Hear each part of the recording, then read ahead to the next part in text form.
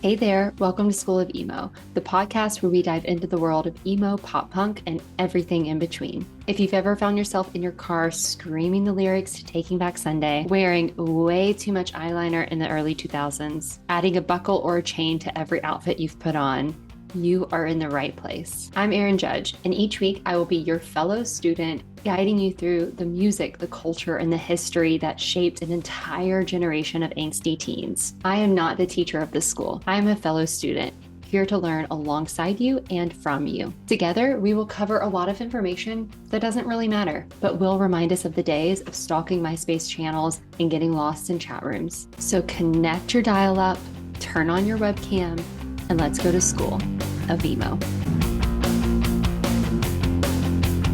Welcome back to School of Emo. Today, we are going to cover one of the bands that was a leader and kind of forerunner for the third wave of emo, and that is the band Thursday.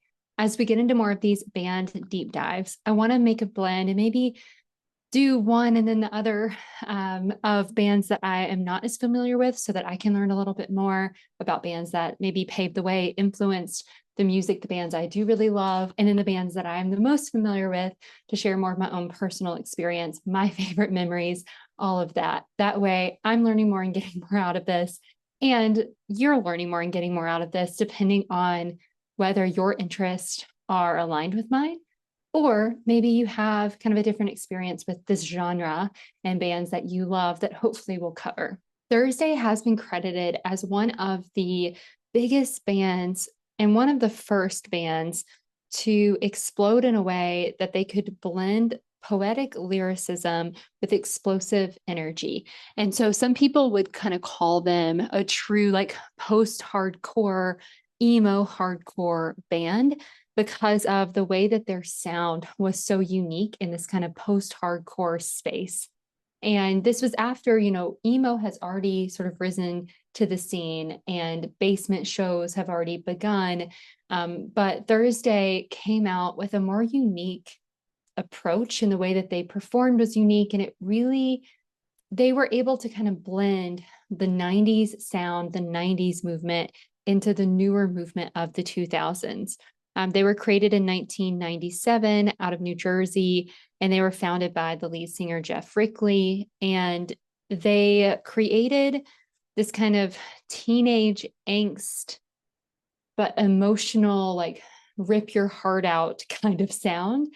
That really did, as you listen to it, as you read their lyrics, as you see them perform, really did influence some of the bands of the third wave of emo that many of us love. The bands that play at emo night, the bands that the millennials have clung to as part of their identity and all of their nostalgia. Thursday was really part of that. And as someone who loves third wave emo, that's what I got into. I'm 33. It makes sense. I am truly a millennial. That was part of my childhood whenever I was going through things. I never really listened to Thursday.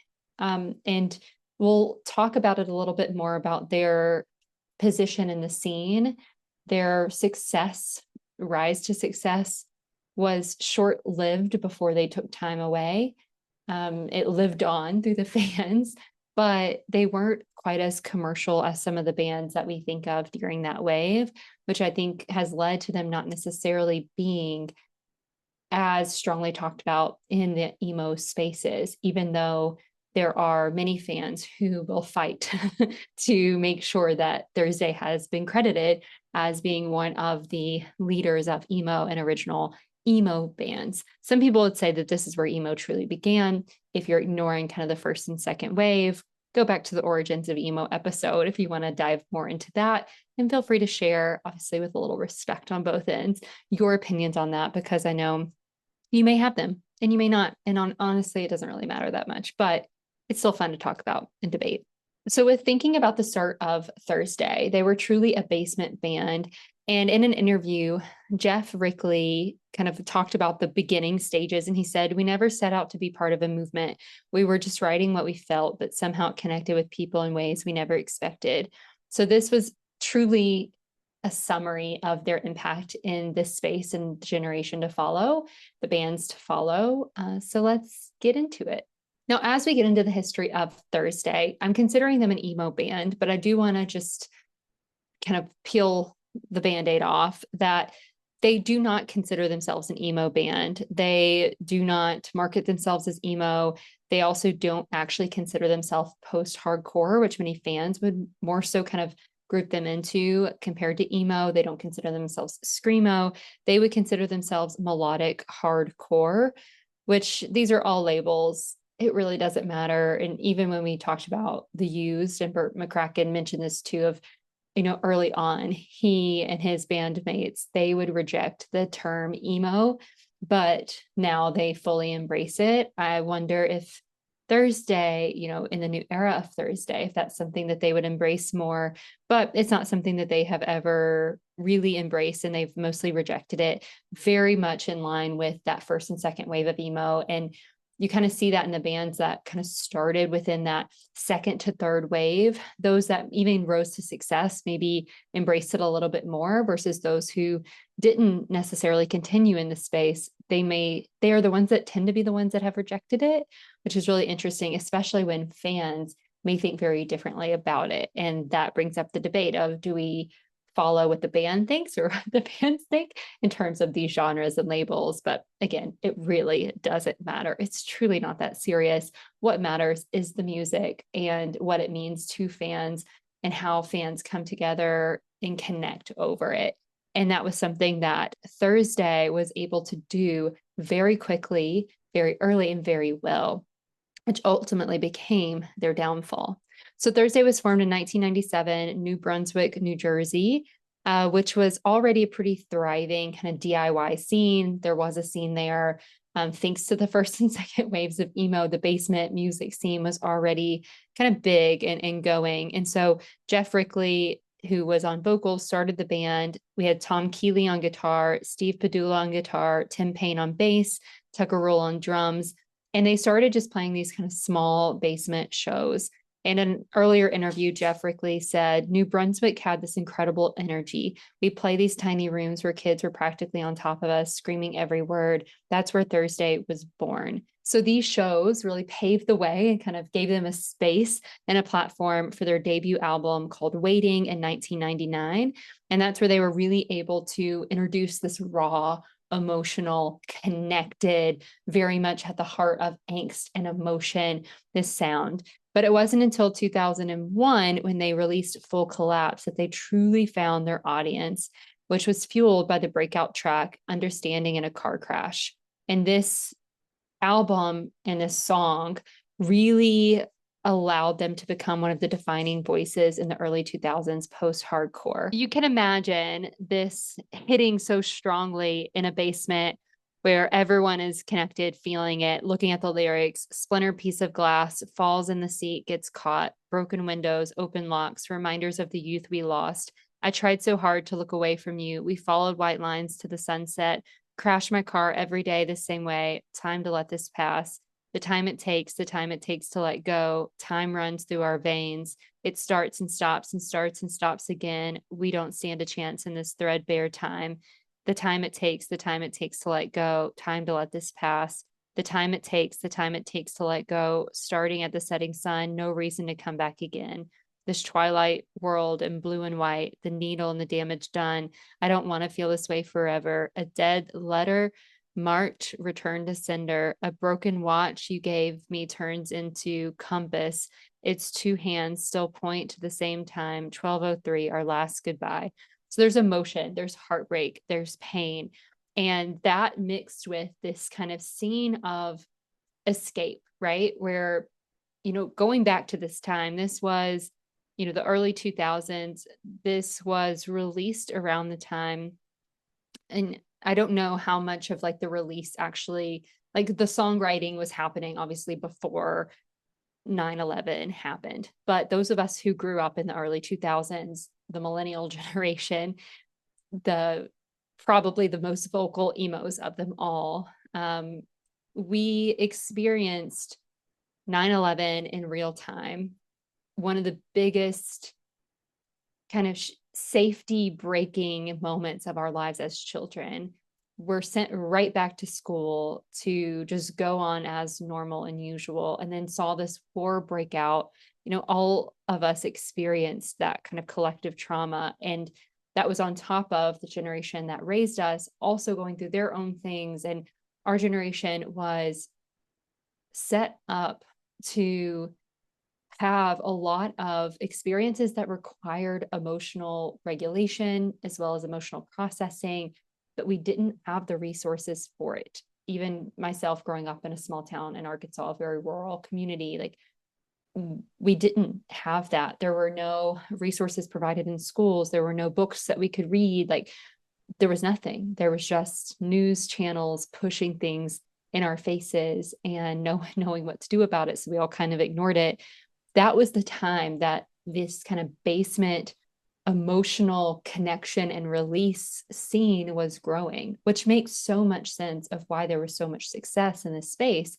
Because, you know, teenagers who had felt all of these emotions and had pushed them down and felt misunderstood, our generation, even in like elementary school, I feel like we were told, like, you know, to be quiet, to be in our place, that we were just treated so poorly and set up for such poor levels of success when it came to emotional processing and regulation.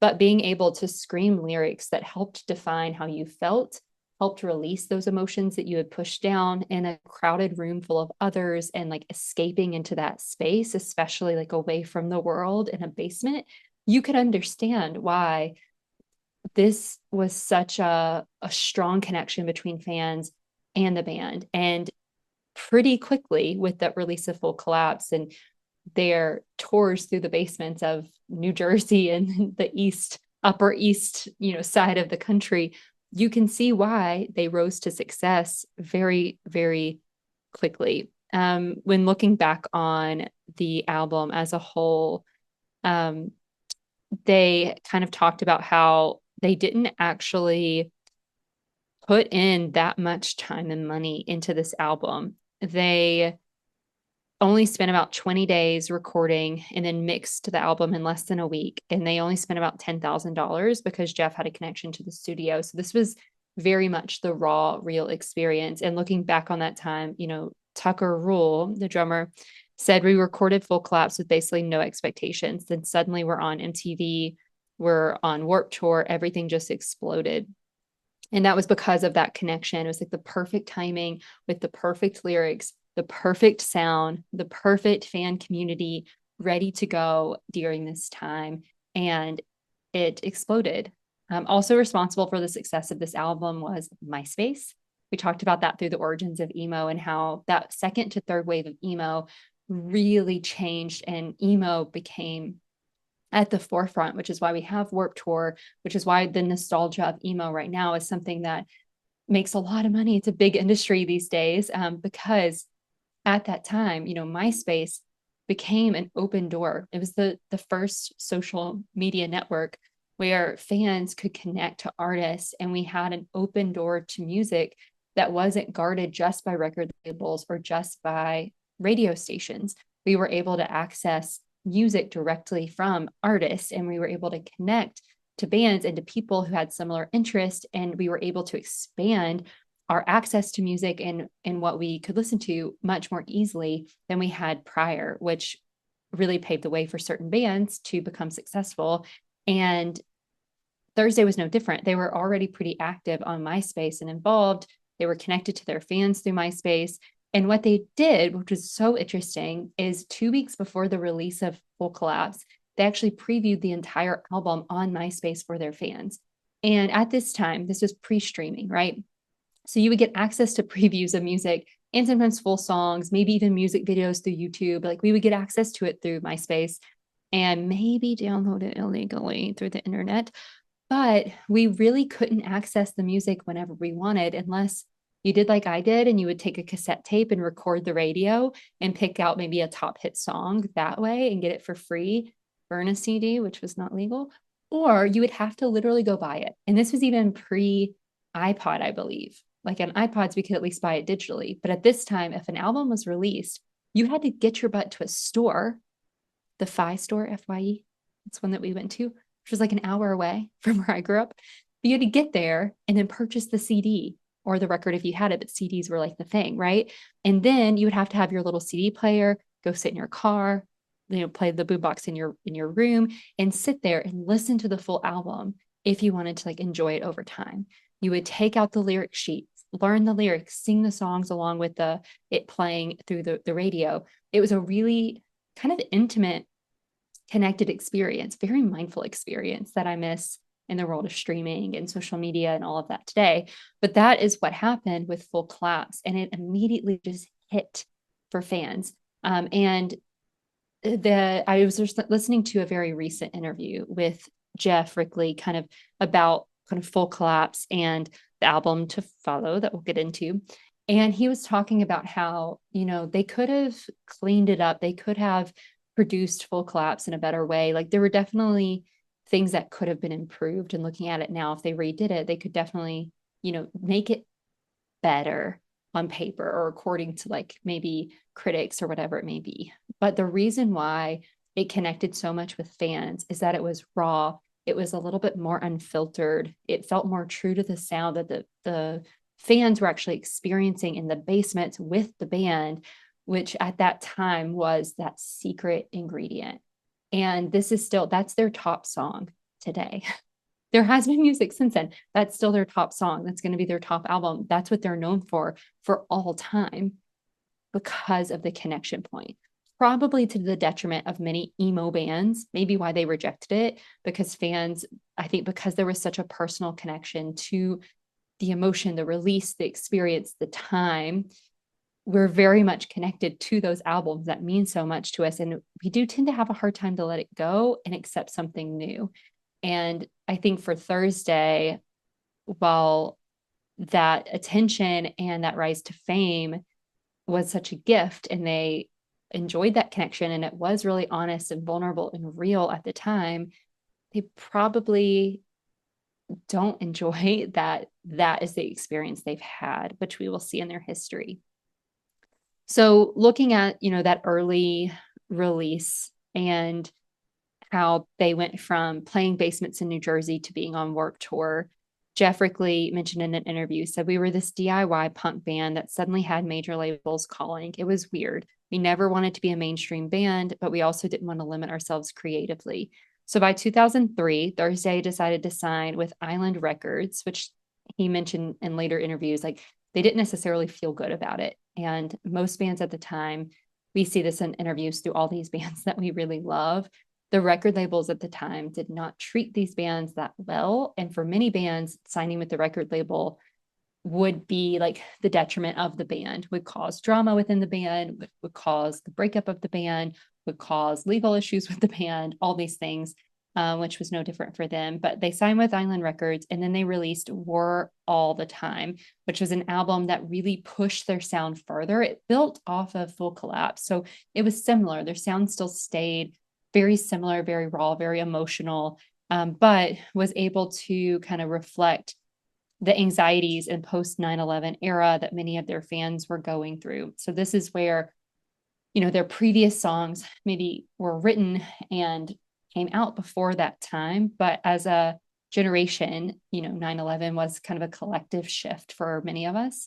And so they were able to write this album, produce this album after that time, kind of connecting even more deeply to what fans were experiencing. And this came with songs like For the Workforce, Drowning, and Signals Over the Air, which were much darker, heavier, and more politically charged. In that more recent interview with Jeff Rickley, he was talking about War All the Time and kind of the 20-year reflection over it. And he even mentioned how it was a great experience. Like there was more money put into this.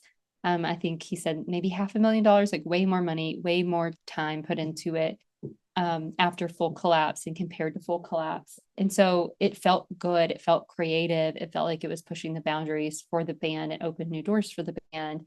But because the songs were so heavy and touched on such like real experiences, performing them and putting them into the world and like being like having to be obsessed and like drenched in these songs actually was really hard emotionally, mentally, like for the entire band, which is really interesting. I think something sometimes we forget is a lot of these bands that write this music from such a real, honest, vulnerable place having to perform these songs, be obsessed with these songs day after day after day, it can be a challenge.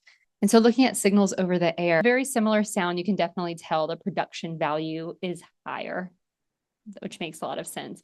And what's really interesting is, whenever Jeff was talking about the difference between this album and Full Collapse, he mentioned that there was a challenge on his own vocals because with this album, in the studio, he was able to record the vocals separately, but in editing, they definitely kind of condensed, they layered the vocals more, and they made the songs like kind of more condensed and higher energy, which didn't allow for a lot of like breaks and recovery. They were missing some of the riffs that they had before, and performing them became a challenge. And he even said today, like, he can't perform this whole album all the way through. And even at that time, playing multiple shows in a row, after a few days of playing it, he couldn't do it again live because it was such like a higher performance need than what he had experienced with Full Collapse, or what he would have even done if they performed this album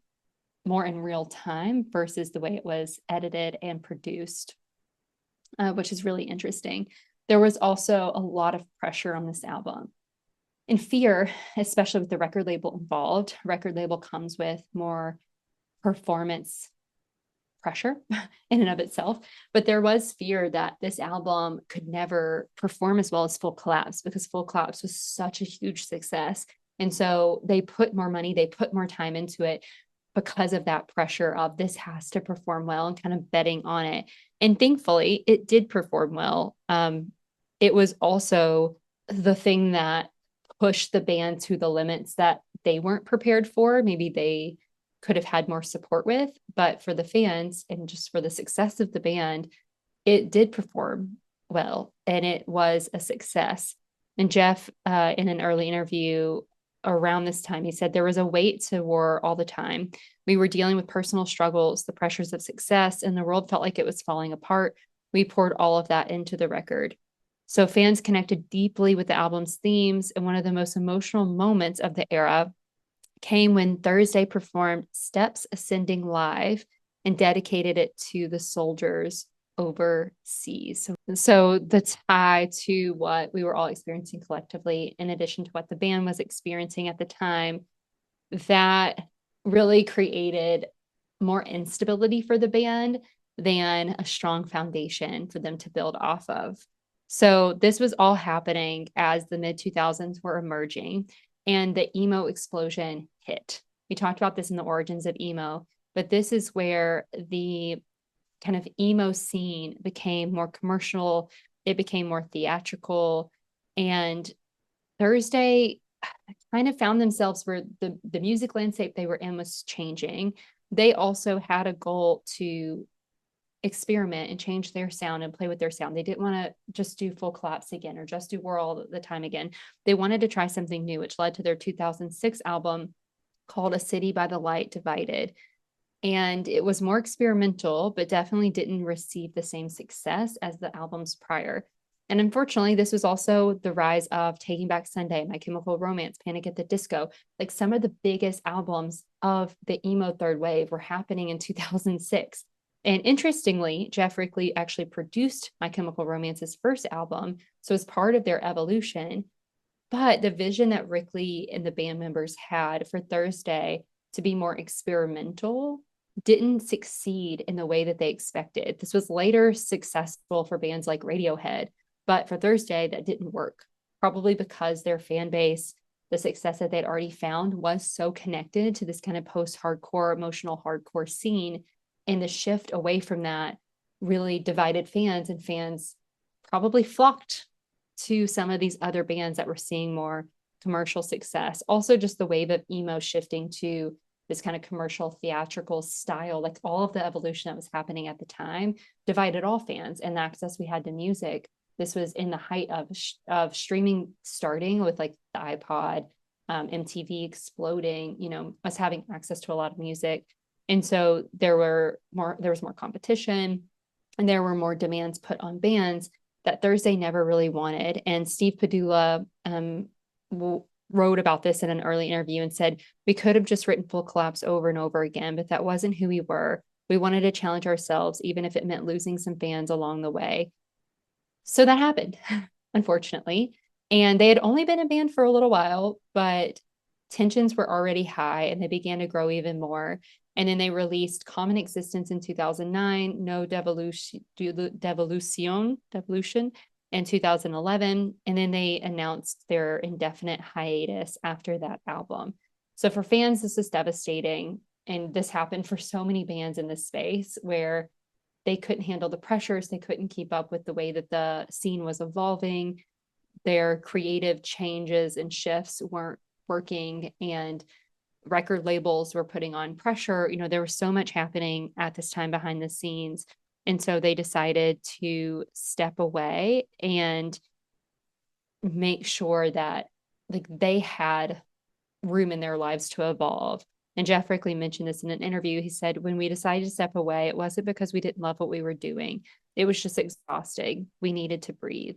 So when Thursday broke up, Jeff Rickley, he had even more stress because that was his job. He had quit college to start Thursday.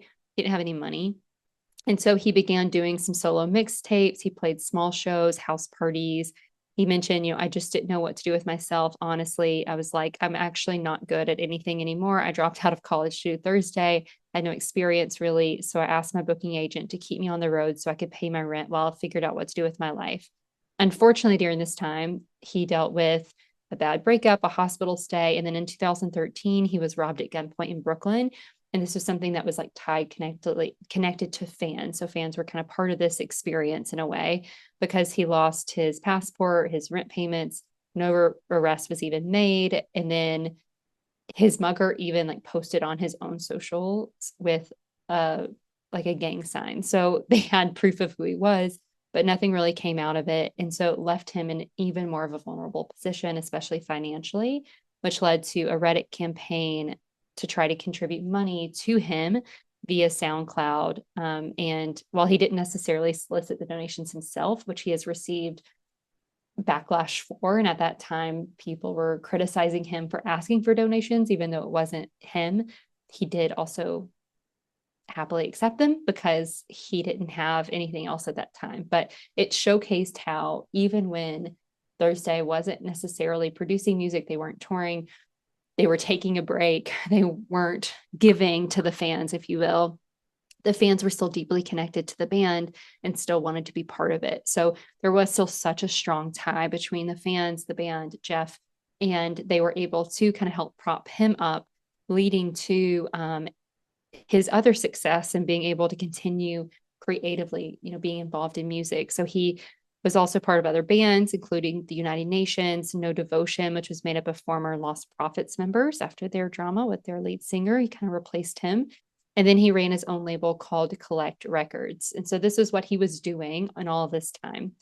So Thursday was broken up. They, took a break. They were exhausted. They were disconnected.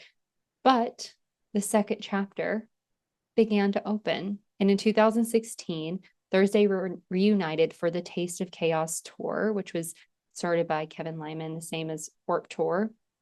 And the response was insane. Fans who had grown up with the band like packed in. And I saw this as well. I mentioned like Yellow Card's one of my favorite bands of all time. When they were broken up after the 2016, the final tour, they did a kind of one-time like reunion for a festival because they were getting paid well. Probably the same with Thursday. They were offered a decent amount of money to come back and do it. Responded to the money, didn't expect much. Fans went crazy, showed up even more than what they experienced in their early days, and opened the door for a new era of their music and what they could do. So looking back on that reunion, Tucker Rule said, we thought maybe a few hundred people would care, but it turned into thousands. It was like we never left. So since then, Thursday has continued playing select shows, festivals, and has been there to remind everyone why they were a leader in the post-hardcore scene and how they were still such a vital part of this post-hardcore emo genre that we know, even if they don't accept the label. And then they've also started putting out music again, which is paving the way for a new era of Thursday. So in April 2024, so last year, they released Application for Release from the Dream. This was their first new song in 13 years, which followed the 2011 album No Devolution. The band then debuted the song live at a concert in Albany, New York, and then released it as a 7-inch vinyl on its own. After that, December 2024, so in the winter, they released White Bikes, which was a follow up to Application for Release from the Dream. And this came with a video of the band recording the single at the historic Kansas studios in Berlin. And Jeff Rickley shared that the song was our gift to you this holiday season, so giving something to the fans. And then in January 2025, a month later, they released Taking Inventory of a Frozen Lake, which is their third new song in a short period following the previous two releases. Kind of the strong beats, the melody in his voice, the lyrics, what's in my heart, it's a frozen lake. What's in my heart, it's a list of names with no ending. Just kept focusing on the sound of my voice. Dip your pen into the water. Watch the ink as it escapes its life. Can you relate all the secrets in your wake? Like, what's in my heart? It's a long, long way into this past tense. And all this time we watch go by. You're getting far away right beside me. A missing page of our mistakes. It's getting cold. Just kept holding on to the breath in your body. Place yourself under the water. Shed your thoughts and watch them drifting by like frozen lights. All those questions never thought, like, the river's dry, but the subways are flooded. You walk the streets like a tall, thin flame. I searched the mirror, but the mirror was empty. It's never as dark as the light from the cold white page. It's time, you're getting far away. It's time, it's time, it's time, it's time. Deep inside my heart, there's a missing page. As you walk the platform in a daze, you swore that sleep was a place we would never reach. And the things of this world fell away. You showed me empty hands, were the only kind that ever prayed.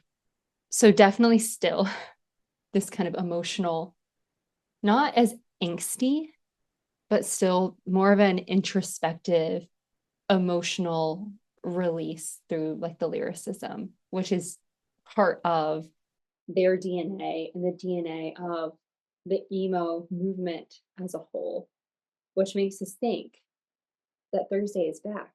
Thursday is here. But in a Variety interview, Jeff Rickley said, 13 years since we last released music, Thursday have now entered our DIY collective era.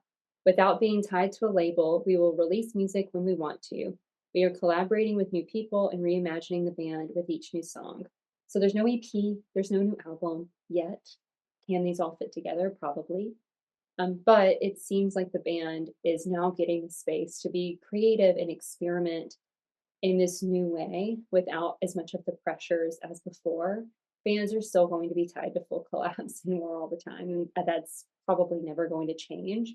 But being able to see the band evolve, it makes it really interesting to look at what is to come and what could happen next this year with the release of these songs.